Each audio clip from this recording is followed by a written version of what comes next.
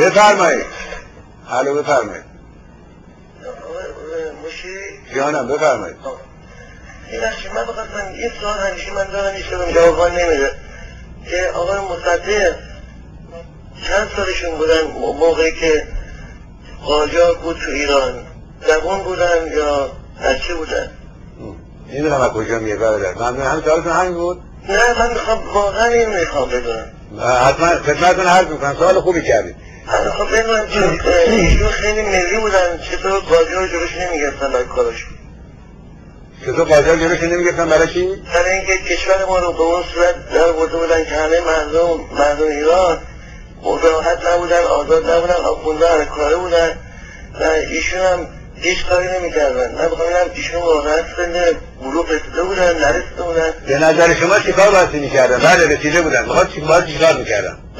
قاجار بودن، خودشون شاهزاده قاجار بودن، باید با اینا صحبت میکردن که ایران نفروشن، ایران نرن اینو، بعدش هم مردم اونجور با بدبختی زندگی نکنن.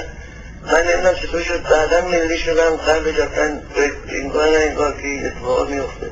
فکر نمیکنم برای اینکه بخواستن قاجار برگردن این کار میکردن؟ چشم خدمتتون میگم.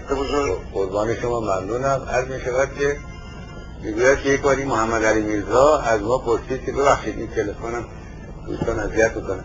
از طرف که این محمد علی میرزا به دکتر مصدق میگوید که آقا داستان چیست، ما به نظر شما باید چیکار بکنیم؟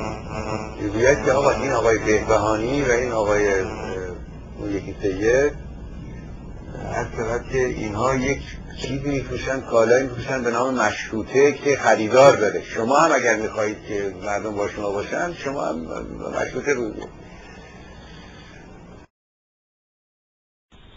اون همه آزادی خواهان و بزرگان و دلیران و عرض می شود که روشنفکران ایرانی مشروطه وجود آوردن. دو تا آخوند هم بودن که هیچ بودن اصلا متوجه نبودن مشروطه هم چی بودن. آخونده مشروطه هم در خود مصادره کردن. صنعت نفت رو هم شنیدم یه فیلم تلویزیون دارن میسازن که یک ذره کاشانی کردن. دوستان اذیت میکنن. از طرف که این محمد علی میرزا به دکتر مصدق میگوید که آقا داستان چیست، ما به نظر شما باید چیکار بکنیم؟ میگوید که آقا این آقای بهبهانی و این آقای اون یکی سید از طرف که اینها یک چیزی میفروشن، کالایی میفروشن به نام مشروطه که خریدار داره. شما هم اگر میخواهید که مردم با شما باشن شما هم مشروطه بودید.